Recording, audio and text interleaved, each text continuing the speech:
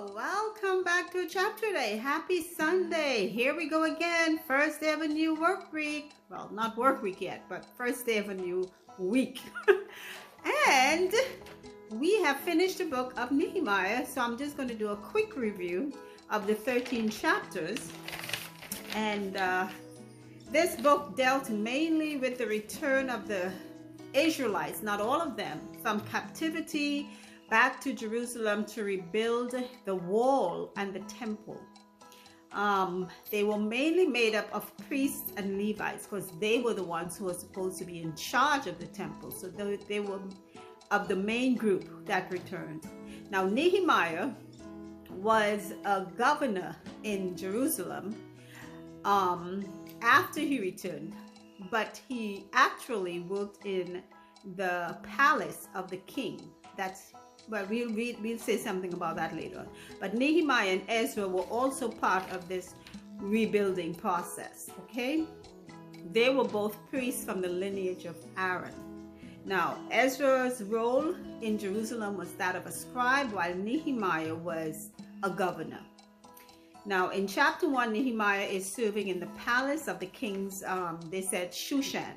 Now, our next chapter, which is going to be the book of Esther, we are going to be encountering that same palace, Shushan. So it's all connected, and we will see how when we get there. But he is the king's cupbearer. Now, long ago, the kings, they had so many enemies, and being the king, it was quite likely that he could be poisoned. Okay? So what happened was that they had a special person, a special servant hired just to taste the wine alone that from the king's cup before it was given to the king. So whatever it is was handed to the king, it had to be tested prior. So if there was any poison in it, then the cupbearer would be the one to take the fall. So that was Nehemiah's position in the palace. So while he was there, he inquired of one of the men who had maybe returned, Hanani, one of his brethren, it says, maybe had returned from Jerusalem. I guess they were taking captives back and forth to rebuild the city. So Hanani didn't give him a good report. He gave him like bad news. It didn't look good. The people were not faring well. So this made Nehemiah sad. Okay, and the king noticed his face looked sad and, So he asked him about it, and he told the king exactly what was happening. He was concerned about his people and the city, and asked the king for leave to go back and help. And that's exactly what the king did. The king gave him permission to go back and help rebuild the temple and the walls, the city. So on returning, he and the other Jews, of course, who met with opposition. Now, this is not the first set of Jews who are going back to Jerusalem. Apparently, it's over a period of decades. And I said this prior, even when I read Ezra. From the account, it seems they had gone through like 3 or 4 different kings before this was finally, while in the process, I should say. And they had opposers each time, people who did not want the work to continue. Now, these opposers were from the cities that were not Israelite cities, the ones that the king originally had brought in to replace the captives of Jerusalem. And these were those men. One of them was Sanballat, and they always talk about him. He was like the leader, okay? And he opposed them, tried to stop them building the walls and rebuilding the temple, sent a letter to the king saying these men are planning rebellion and all that nonsense. And they prayed. I mean, what else are you going to do sometimes? All the time you're supposed to be praying, but that's exactly what they did. And God gave them the courage to keep going in the face of whatever it is Sanballat and the other groups who were kind of ganged up with him were planning to do. So now that once the walls were completed, they offered sacrifices. They had like a dedication service, and of course, everyone was rejoicing. And Nehemiah receives a letter from Sanballat again saying, come meet with me, and we'll have a talk, whatever. I don't know why you want to talk with me. Sanballat said, I don't have time for this nonsense. I have work to do. and I am not wasting my time to come talk with you, in other words. So they tried to set him up again to meet in the temple, and of course God gave him that insight, don't do that.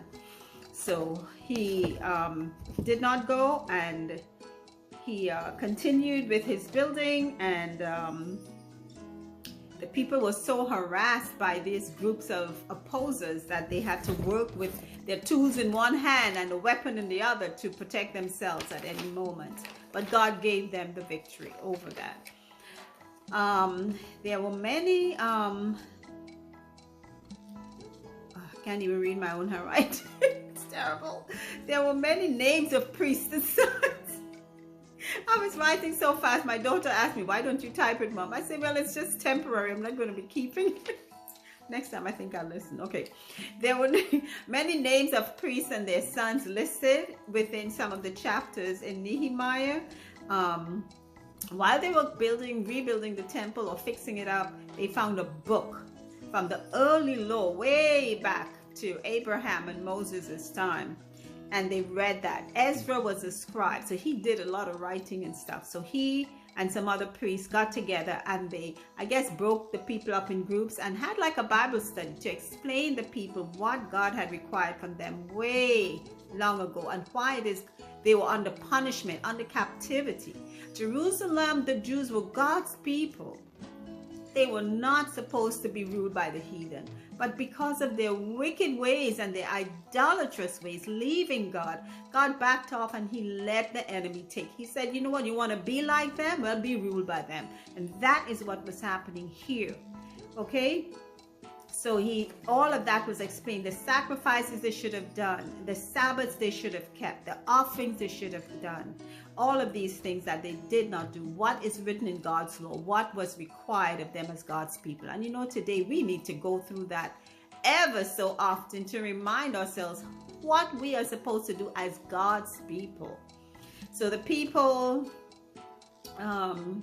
repented of their ways. They offered sacrifices, they kept the feasts, they kept the Sabbaths, they celebrated the rebuilding of the wall and the temples, and it was a whole lot of weeping for joy. And they said, don't be weeping now, it's time to rejoice. So the people, you know, went on and had a really meaningful celebration to God, and God accepted their sacrifices and their offerings. Then Nehemiah went a little further, even to purify the temple even more. He evicted a friend of one of the priests, an opposer named Tobiah, who for some reason got lodging in one of the chambers in the temple. He threw him out. He evicted him. He said, get out of here. And this is not a place for you to be. That was supposed to be the storeroom for the tithes and the different first fruits and things that came in for the priests. That was supposed to be stored there. For some reason, I don't know why, this man thought he ought to be living in there. Yeah, Nehemiah threw him out. He also stopped the people of the other nations from bringing in goods to sell. They were coming on the Sabbath. All sorts of things were happening in Jerusalem while the Jews were in captivity.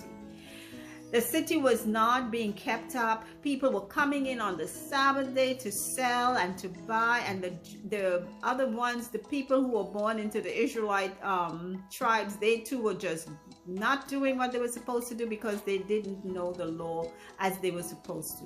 So now that Nehemiah and the priests and all of them are back and trying to get things back on track, Nehemiah stopped all of that. He even threatened them. He said, if you keep coming back here on the Sabbath, then we're going to have some problems. We're going to have to put my hands on you.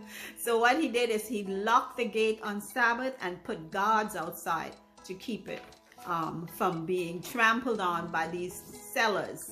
Because, you know, Sabbath is a day when you put aside all that stuff. You have 6 days to do that. Buy, sell, whatever you want to do. 7th day is just to lift your heart and spirit up to God. Reconnect with God. And they were profaning the Sabbath by doing all that stuff. He also, one of the priests, his son was married to one of Sanballat's daughters. And he threw him out. He said, you get out here. You're not going to be a priest.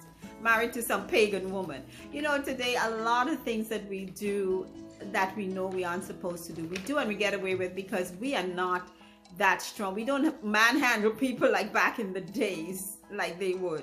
So we just let God deal with people. Everybody has to give account of their own. You want to go marry a heathen person or somebody who has no relationship with God and still try to hold on. It's a difference when you know and you go out there and you find a non-believer. But it's a different thing too when you were a non-believer and became a believer. The Bible says you can influence the other person and bring them in with God's grace. Okay. So yeah, he threw him out. He said, no, you're not going to be part of the priesthood. Being married to this man was opposing us tooth and nail. Okay. So when all the temple was cleansed, Nehemiah offered up sacrifices and offerings to God and asked for God's blessings. And I believe God did bless them and accepted their effort to do what was right in his sight. Have mercy. God is so merciful. But we do pay for our wrongdoings. If we think we will get away, we make stupid choices. And we know lots of times that I'm doing nonsense. What I'm deciding to do here is wrong. But we want to do it because we have our own agenda in mind. We didn't want to ask God. First of all, we would tell God and pretend we'll be praying and asking. We're not asking God. We're telling God, God, I'm going to be doing this, and if you can sanction it. And you know what? God steps back, lets us do some foolish things sometimes. And we reap the benefits or the consequences, not the benefits, because it don't be good. It's never good when we go against God's will. And that's the end of our review of the book of Nehemiah, chapters 1 to 13. So the next book will be Esther. And I'm sure we've all heard the story of Esther, but we'll be reading it to keep on going with our Bible reading each day. So keep on listening, because that's how your faith grows. So until next time, take care.